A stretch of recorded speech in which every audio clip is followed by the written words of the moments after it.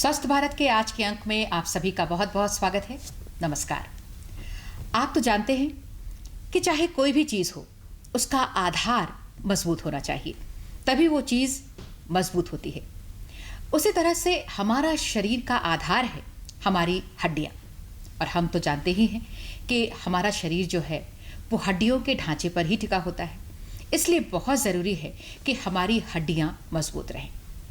लेकिन कभी कभी हमारी लापरवाही के कारण या बढ़ती उम्र के साथ साथ कई तरह की हड्डियों से संबंधित समस्याएं हमें घेरने लगती हैं, और ऐसे में परेशानियां काफ़ी बढ़ जाती हैं।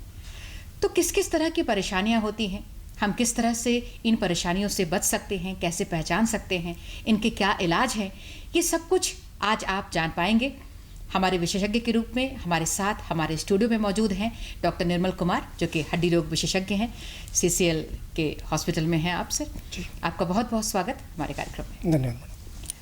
डॉक्टर साहब, हड्डियों की समस्याओं की जब हम बात करते हैं तो बहुत सारी समस्या दिखने लग जाती हैं, और खास करके आजकल के समय में तो बहुत सारी समस्याएं आने लगी हैं। तो आपसे हम ये जानना चाहेंगे कि आम तौर पर, जैसे आप एक चिकित्सक के रूप में देखते हैं पेशेंट्स को, तो आम तौर पर किस किस तरह की परेशानियां लेकर लोग आते हैं? जी, आमतौर पर जो हम वायु रोग विभाग में या OPD में जो पेशेंट्स देखते हैं, उनमें अधिकांश की समस्या जो हड्डियों से संबंधित होती है वो है कमर दर्द या पीठ के दर्द और घुटने का दर्द। अच्छा। ये सबसे ज़्यादा समस्या मेरे ख्याल से पूरे देखने में आती है। बिल्कुल सही कहा। हम भी अगर चारों तरफ नज़र डालते हैं तो इस तरह के पेशेंट्स बहुत मिल जाते हैं। जी।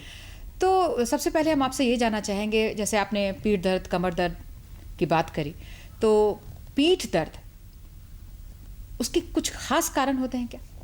जी, पीठ दर्द के कई कारण हो सकते हैं। अगर उसे हम समझने की कोशिश करें तो हमें शायद रीढ़ की हड्डी का बनावट की तरफ पहले ध्यान जाना चाहिए। तो इसमें ये वर्टिब्रा होते हैं, जो रीढ़ की हड्डियाँ हैं। अच्छा। और उनके बीच में डिस्क होते हैं। डिस्क हमारे शॉक ऑब्जर्वर का काम करते हैं, और साथ में और भी मांसपेशियाँ और लिगामेंट्स होते हैं जो इस ढांचे को इंटैक्ट या स्थिर रखते हैं। अच्छा, मजबूती से पकड़े रहते हैं जी। उसको। अच्छा। तो सामने के भाग में वर्टिब्रल बॉडी या उसका मेन जो शरीर का भाग है, और पीछे के एलिमेंट्स को पोस्टीरियर एलिमेंट्स यानी पीछे वाले भाग, और बीच वाले, इन दोनों को संपर्क में लाने में जो पुल का काम करते हैं उनको पेडिकल कहते हैं। अच्छा। तो इनमें से कोई भी भाग उम्र के हिसाब से या अलग कारण से प्रभावित हो सकता है, और उस हिसाब से ये दर्द का कारण बन सकता है। अच्छा।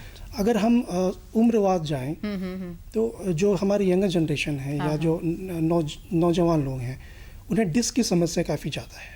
अच्छा, नौजवानों में? जी जी। तो इसमें क्या होता है, डिस्क अपने आप में एक घेरे में बंद रहता है, जिसे हम एनुलर फाइब्रोसिस कहते हैं। और उसमें जब ब्रेक होता है तो उसको डिस्क ब्रेक आम भाषा में लोग को समझाया जाता है कि आपको डिस्क ब्रेक हो गया है।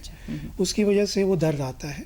आमतौर पे इसका प्रेजेंटेशन या तो जोर से छींकने के क्रम में, अच्छा, या ज़्यादा वजन उठाने के क्रम में, जिम में या किसी और कारण से जी, ये दर्द आते हैं। तो आमतौर पे नौजवानों में ये डिस्क ब्रेक होता है। डिस्क स्लिपेज जो बोलते हैं, उसमें जब डिस्क अपनी जगह से बाहर आकर और नसों पे दबाव देता है, अच्छा, तो वो डिस्क स्लिपेज बोलते हैं। और उसके कारण से नस दो तरीके से दब सकते हैं, या तो वो बीच में सेंट्रल कनाल में, अच्छा, या साइड से जो नसें गुजरती हैं उनको दबाव दे सकते हैं। तो ये किस कारण से होते हैं डॉक्टर साहब, ये जो नसें दब जाती हैं जैसा आपने बताया अभी? जी, तो ये डिस्क अपने आप में उसको जहाँ रहना चाहिए वो ना आकर बाहर वैसे जगह आ गया है जहाँ पे उसके लिए जगह नहीं था। जी जी। तो उसकी कुछ खास वजह होती है, जैसे भारी वजन उठा लेना जैसे आपने बोला, या फिर एक्सरसाइज करते हुए?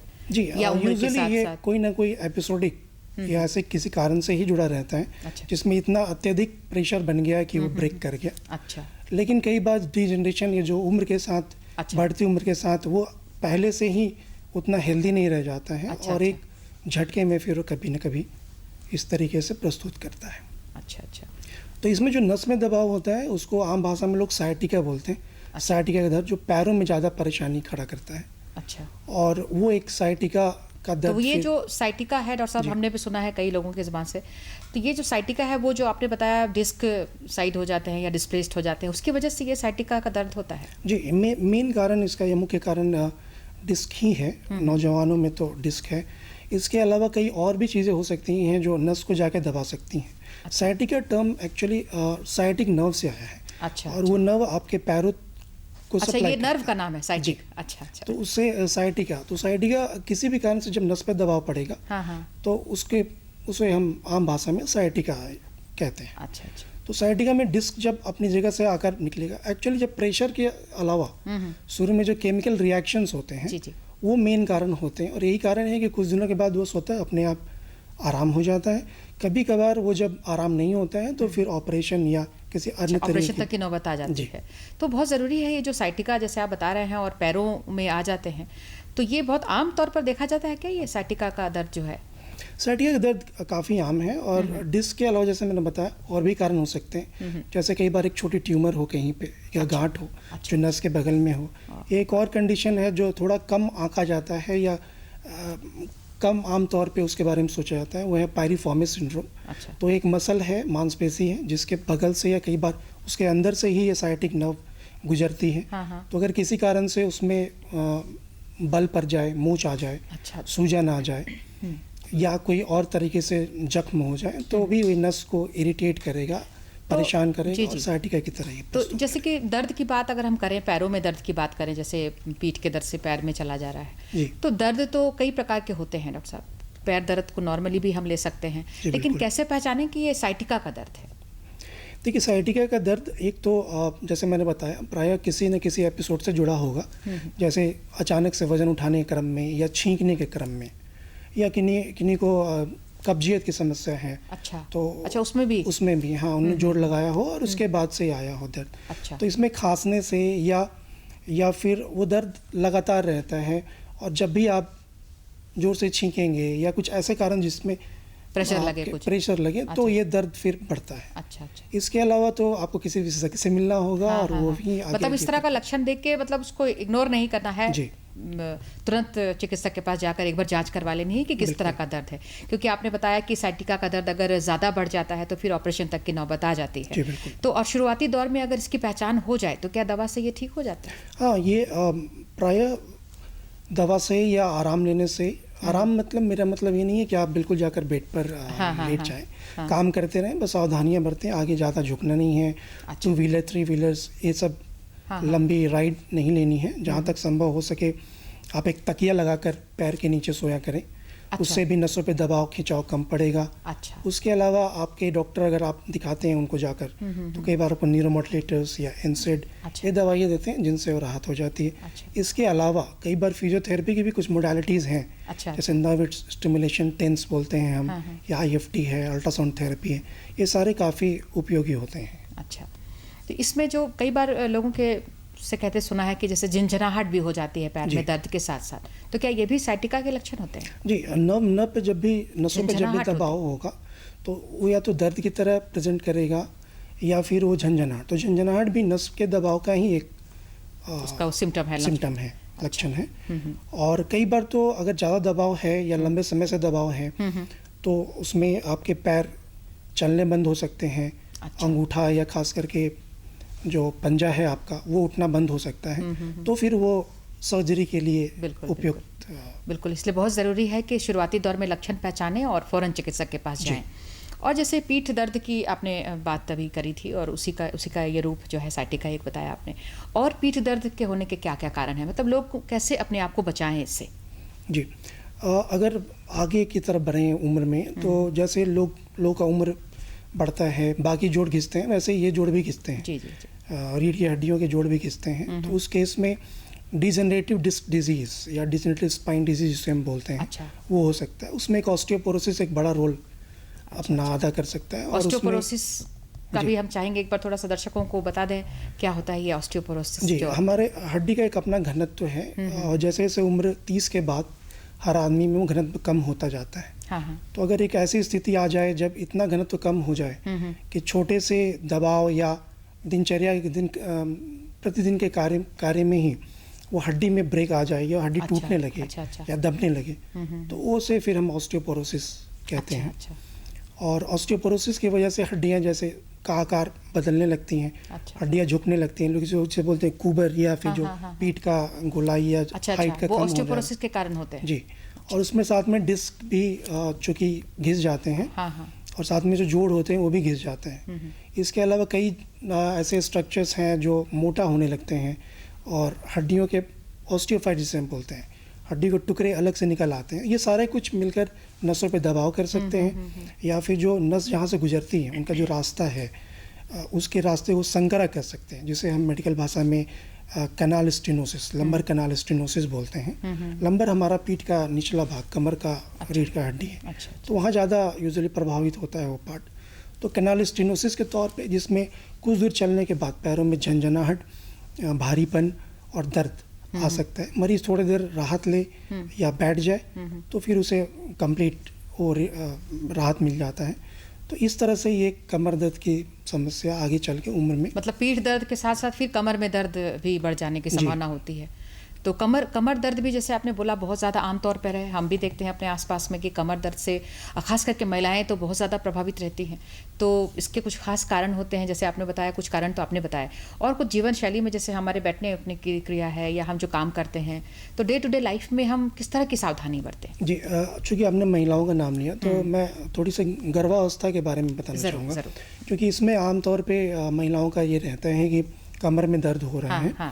तो मैं समझता हूँ ये एक नेचुरल प्रोसेस है, क्योंकि उस वक्त लिगामेंट्स लैक्स होते हैं, वो ढीले होते हैं, क्योंकि नेचुरल प्रसव के लिए शरीर अपने आप को तैयार करता है, हार्मोन का इफेक्ट है। और उसके अलावा जैसे जैसे पेट का ये आकार बढ़ता है उस पर ज़्यादा दबाव पड़ता है। इसलिए खास करके हम गर्भवती महिलाओं को तो बिल्कुल हमारा ये रहता है कि वो थोड़ा एक्सरसाइज करें। ऑफकोर्स जो हमारे उनके जो डॉक्टर्स हैं उनके सलाह में रहते हुए, उनके देख रेख में रहते हुए जो सुरक्षित तरीके से अगर एक्सरसाइज करें, व्यायाम करना चाहिए, तो ये अपने आप फिर वो प्रसव के बाद वो ठीक हो जाता है। अच्छा। महिलाओं में आगे चल कर बोले कुपोषण की समस्या थोड़ी ज़्यादा है। उसके अलावा विटामिन डी, अगर खास करके वो धूप में नहीं ज़्यादा निकलना होता है, या सनस्क्रीन लोशन का ज़्यादा इस्तेमाल कर रहे हैं, स्किन कॉम्प्लेक्शन को लेके ज़्यादा चिंता है, या दूध का सेवन नहीं करते हैं, या दूध से बनी हुई चीज़ें नहीं करते, तो फिर वो ultimately vitamin D deficiency, vitamin D की कमी, और फिर आगे चल के कैल्शियम की कमी। अच्छा। तो इसकी वजह से वो जल्दी ऑस्टियोपोरोसिस के प्रति उनका ये हो सकता है। और साथ में जैसे जैसे जब महीना आना बंद हो जाता है तो भी उनमें जो उनको एडवांटेज मिला हुआ है पुरुषों के मुकाबले, वो भी खत्म हो जाता है। तो ऐसी परिस्थितियों में, जैसे मैंने पहले ही बताया, ऑस्टियोपोरोसिस की वजह से वो रीढ़ की हड्डियाँ दबने लगती हैं, कई बार वो फ्रैक्चर हो जाता है, पैथोलॉजिकल फ्रैक्चर हम बोलते हैं उसका, ऑस्टियोपोरोटिक, और उसकी वजह से ये पीठ की दर्द की समस्या आ सकती है। इसके अलावा जैसा मैंने देखा है, अगर महिलाएं ज़्यादा हेवी वेटेड हों, मतलब वजन ज़्यादा हो, और ख़ास करके अगर उधर उनका पेट उनका ज़्यादा निकल गया हो, तो वैसी स्थिति में स्पॉन्डाइलोलिस्थेसिस भी एक कंडीशन है, जिसमें रीढ़ की हड्डी आपस में खिसक जाती है और वो जाके नसों पे दबाव देता है। तो इस तरह से 2-3 ज़्यादा ये है जो पुरुषों के मुकाबले महिलाओं में ज़्यादा देखा गया है। बिल्कुल। तो महिलाओं को जो ये कारण आपने बताया है उस पर ध्यान रखना होगा कि अपने वजन को भी नियंत्रित रखें, और जिस समय जैसी ज़रूरत हो उस तरह का एक्सरसाइज अपने विशेषज्ञ की राय लेते हुए करें। जी बिल्कुल। तो बिल्कुल कमर दर्द ठीक होगा। और जैसे पूरे आप पीठ दर्द की बात कर रहे हैं, जैसे पैरों से लेकर नीचे तक, पैरों तक, तलवे तक चले जाते हैं, अंगूठे तक की बात आपने करी। कई बार गर्दन में भी बहुत समस्या देखते हैं, कॉलर भी लोग लगाए रहते हैं, तो क्या उससे बचने के लिए कुछ उपाय हैं? अब मैं ये तो नहीं कहूँगा बचना संभव हो पाएगा, लेकिन निश्चित तौर पे हम उसके मतलब सावधानी क्या रख सकें, या अगर शुरुआती में कैसे पहचान सकें? जी, अगर गर्दन की समस्या आ रही है और ख़ास करके गर्दन का दर्द बार बार रह रहा है, तो सबसे पहले तो वही आकलन करें कि उनके पोस्चर उनका सही है कि नहीं। अच्छा। अक्सर देखा गया जो डेस्कटॉप पे हैं या कंप्यूटर के सामने इस तरीके से वो लंबे एक ही स्ट्रेच में काफ़ी लंबा बैठकर काम करते हैं, या झुक कर काम कर रहे हैं, जी, तो उनको अपना पोस्चर सुधारना होगा। दूसरे में जो तकिया जिस तरह का आप इस्तेमाल करते हैं वो बहुत मोटा ना हो। अच्छा। जिस तरह का हमारा बनावट है गर्दन की हड्डी का या बाकी रीढ़ में जो एक कर्व्स हैं, नेचुरल कर्व्स हैं, बस उनको ख़त्म करने के लिए तकिया उतना ही ऊंचा होना चाहिए। अच्छा। बहुत पतला या बहुत मोटा तकिया का इस्तेमाल बिल्कुल ना करें। उसके अलावा गर्दन के सीधे एक्सरसाइजेज हैं जो स्ट्रेच करने के लिए उपयोगी हैं, वो ज़रूर करें, और हर आधे घंटे में थोड़ा सा स्ट्रेच करें। अगर फिर भी मान लीजिए गर्दन का दर्द ज़्यादा परेशान कर रहा है और वो दर्द आपके बाह में या हाथ में आ रहा है या साथ में झंझनाहट के तौर पे पेश कर रहा है, तो फिर ये डिस्क रिलेटेड समस्या का बिल्कुल। कई बार तो गर्दन में दर्द होने के साथ साथ ये जैसे कंधे हैं हमारे, जी, उसमें भी दर्द आ जाते हैं, कई लोगों को देखा है हमने। तो वहाँ भी डिजेनरेटिव चेंजेस होते हैं। तो वहाँ वो भी डिस्क गर्दन में के दर्द से भी इधर आने की संभावना होती है पूरे जी, वहाँ भी शरीर में? गर्दन और ये जो हमारा कमर है, जी। ये 2 रीढ़ के ऐसे पार्ट हैं, भाग हैं, जहाँ पे सबसे ज़्यादा ये डिस्क रिलेटेड या डिजनरेशन ज़्यादा होता है। तो ऐसे में अगर वो डिस्क जाकर नसों को दबाएगा तो निश्चित तौर पे जिस नस को भी दबाएगा उस हाथ में झंझनाहट या दर्द आने लगता है। तो ये डिपेंड करता है कि किस नस पे और कहाँ पे दबाव है, उसी हिसाब से उसका डिस्ट्रीब्यूशन होगा और उसी हिसाब से वो दर्द वहाँ तक जा सकता है। वो दर्द कंधे से लेकर उंगली तक आ सकता जी है। जी जी। तो इन सब जैसे इस तरह की दर्द की शिकायत हो तो लोग जाते हैं जैसे, तो जांच की क्या प्रक्रिया होती है? मतलब किस तरह से जांच होती है और क्या ये इलाज जो है इसका काफ़ी महंगा होता है? नहीं, ये इस पर डिपेंड करता है कि आपको बीमारी क्या है। और अच्छा। शुरुआती तौर पे तो सबसे पहले आपके विशेषज्ञ जो होंगे, जो आमतौर पे नसों के या जो हड्डी रोग विशेषज्ञ होते हैं, यही देखते हैं। तो सबसे पहले एग्जामिनेशन बहुत इंपॉर्टेंट है। अच्छा। और उसमें हिस्ट्री भी उतना ही इम्पोर्टेंट अच्छा, है। हिस्ट्री भी इम्पोर्टेंट जी, है। इसलिए मरीज को चाहिए कि वो अपने बीमारी के बारे में बहुत ही स्पष्ट रूप से बताए और अगर हो सके संभव हो तो कुछ चीज़ें नोट करके भी जाए। अच्छा। क्योंकि कई बार होता है बताने क्रम में आप कुछ चीज़ें छूट भूल जाए। जाते हैं। जी जी। उसके अलावा जो भी डॉक्टर आपसे एक हिस्ट्री लेंगे, जो दर्द है, कब आता है, किन चीज़ों से बढ़ता है, घटता है, किन चीज़ों से आराम होता है, जी। फिर आपके वो एक मेटिकुलस एग्जामिनेशन करेंगे और उसके आधार पे जैसा भी ज़रूरत लगता है, प्रायः एक्सरे की ज़रूरत पड़ती है अगर वो लंबे समय से दर्द हो रहा है तो। एक्सरे में पता लग जाता है? जी, एक्सरे से आपको काफ़ी जानकारी मिल जाती है और ख़ास करके जो डिजेनरेटिव बीमारी है जिसमें डिस्क में तो डिस्क नहीं दिखता, बट अगर डिस्क स्पेस कम है, कुछ जगह कम दिख रहा है, तो इनडायरेक्टली ये भी सूचक है कि हाँ वो आपका डिस्क रिलेटेड प्रॉब्लम हो सकता है। उसके अलावा कई और समस्याएं हैं जो उतनी कॉमन नहीं है। वो सब भी अगर डॉक्टर को लगता है, उन्हें लगता है, विशेषज्ञ को लगता है कि हो सकते हैं, तो उसमें एक्सरे काफ़ी कारगर हो सकता है, जिसमें कोई इन्फेक्शन है जी। या फिर ट्यूमर है, तो इन सब तरीके से वो जांच करते हैं। बिल्कुल। अगर ये जांच में लगता है और डॉक्टर को आगे महसूस होता है तो वो एमआरआई की भी MRI जांच की सलाह दे सकते हैं। और अगर ट्यूमर है या किसी और तरह की समस्या है जिसमें उन्हें लगता है कि आगे जांच की ज़रूरत है, तो बोन स्कैन है और कई तरह के जांच हैं जो किए जा सकते हैं। बिल्कुल, मतलब कई तरह की जांच की सुविधाएं हैं मौजूद और हर जांच से पता चल जाएगा कि किस तरह की समस्या है। जैसे आपने बताया कि सबसे ज़्यादा आमतौर पर पीठ दर्द की समस्या आपने देखा है, कमर दर्द और पैरों के तले वो साइटिका का पेन आपने बताया। घुटनों के दर्द की अब हम बात करेंगे। जी। घुटनों के दर्द में जैसे हम तो पहले जानते थे कि उम्र के साथ साथ घुटनों के दर्द मतलब बढ़ते हैं और इस तरह की समस्याएं बढ़ती हैं, लेकिन आज के समय में देखते हैं कम उम्र में ही घुटनों पर लोगों की परेशानियां बहुत बढ़ रही हैं। जी बिल्कुल। तो उसके क्या कारण है? घुटने जैसे बच्चों में देखा गया है, जो बढ़ते बच्चे हैं उनमें एक कंडीशन है जिसे हम बोलते हैं ऑस्गुड-स्लेटर सिंड्रोम। अच्छा। इसमें जो घुटने के ठीक नीचे वाला भाग जो हड्डी है वो थोड़ा सा ज़्यादा उबड़ा हुआ रहता है। अच्छा। और प्रायः ये अभिभावक कहते हैं कि बच्चे खेलने के बाद या थोड़ा खेलने के बाद वो दर्द महसूस करता है। जी। अच्छी बात यह है कि ये अपने आप ठीक होने वाली बीमारी है। अच्छा। और इसमें लेकिन समझ में बात आनी चाहिए जी। कि परेशानी हो रही है।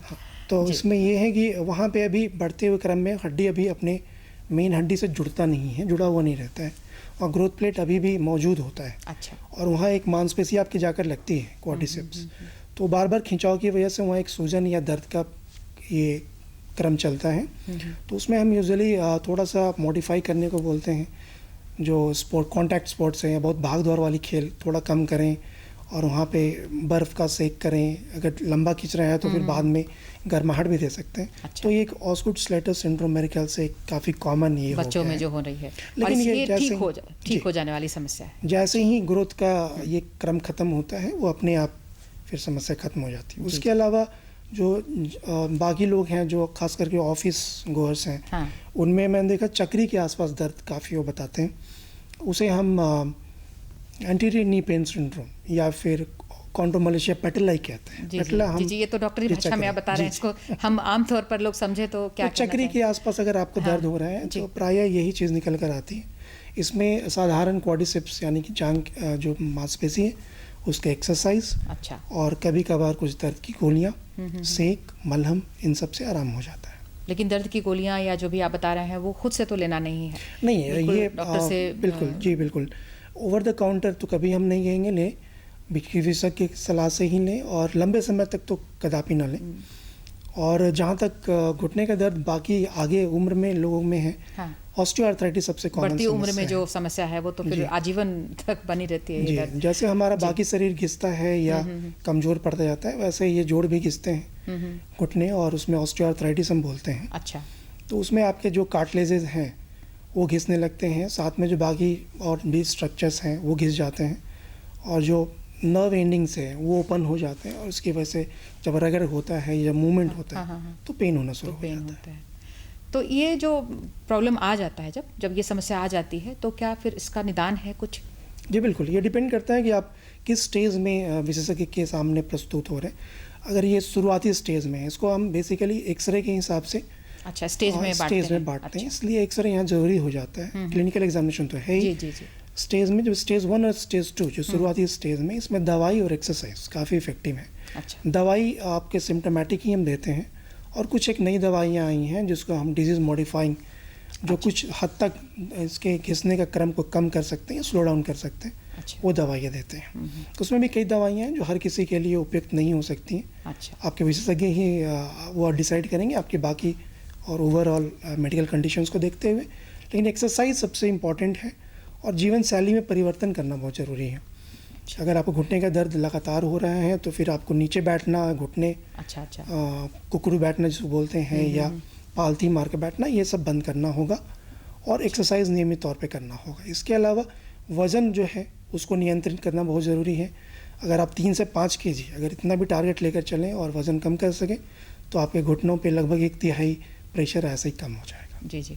और वृद्धजनों में तो ये बहुत ज़्यादा देखने में आती है ये समस्या, अगर शुरुआती दौर से हम उसको कंट्रोल ना करें तो उनके लिए भी कुछ खास सलाह दे पाएंगे? क्योंकि एक्सरसाइज भी शायद ऐसी उम्र में ये दर्द है, तो दर्द के समय एक्सरसाइज करें ना करें, या किस तरह की एक्सरसाइज करें? जी, पहले तो मैं कहूँगा कि दर्द हमेशा नहीं रहता, और जब ज़्यादा दर्द हो तो एक्सरसाइज करना भी नहीं चाहिए। अच्छा। उस दौरान रेस्ट देना बहुत ज़रूरी है। उसमें फिर गर्म पानी का सेक दे सकते हैं। उसके अलावा मलहम और दवाई जो आपके डॉक्टर विशेषज्ञ आपको सलाह दें वो दें।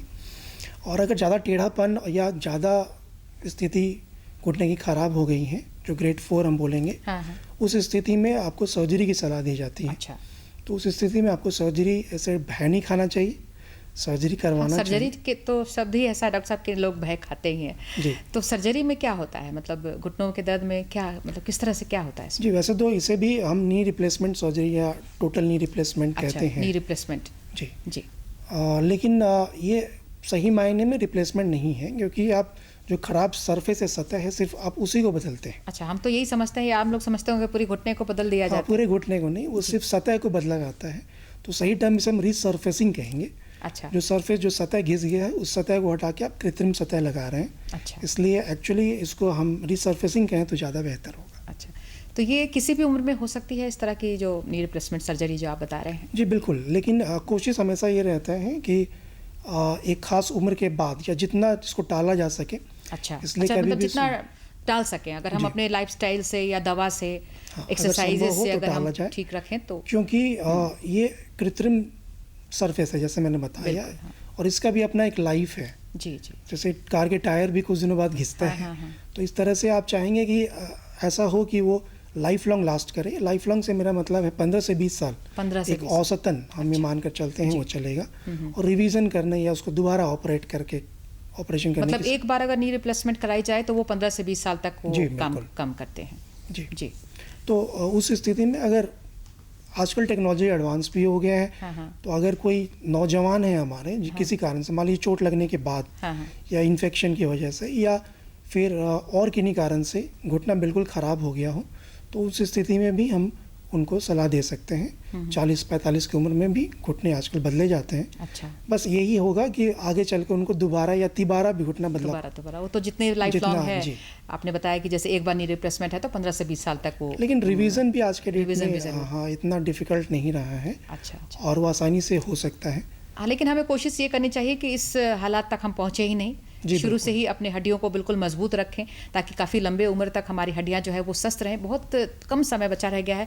एक बार आहार के बारे में बताना ज़रूरी है कि अपने हड्डियों को हम बिल्कुल स्वस्थ रखें, तो क्या कुछ खाना पीना अपने आहार में शामिल करें? बिल्कुल संतुलित आहार लें, और ख़ास करके उसमें कैल्शियम और विटामिन डी पर्याप्त मात्रा में हो, इसका ध्यान रखें। विटामिन डी तो सूर्य की रोशनी से ही मिल जाता है, मतलब धूप स्नान हमें ज़रूर करना चाहिए। सन बास्किंग या सन बाथ जिसको कहते हैं, जी।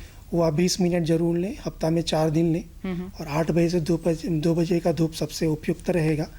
और जहाँ तक कैल्शियम का सवाल है, उसके लिए सप्लीमेंट्स भी हैं, बट बेहतर रहेगा अगर आप भोजन के माध्यम से दूध या दूध से बनी आइटम्स लें।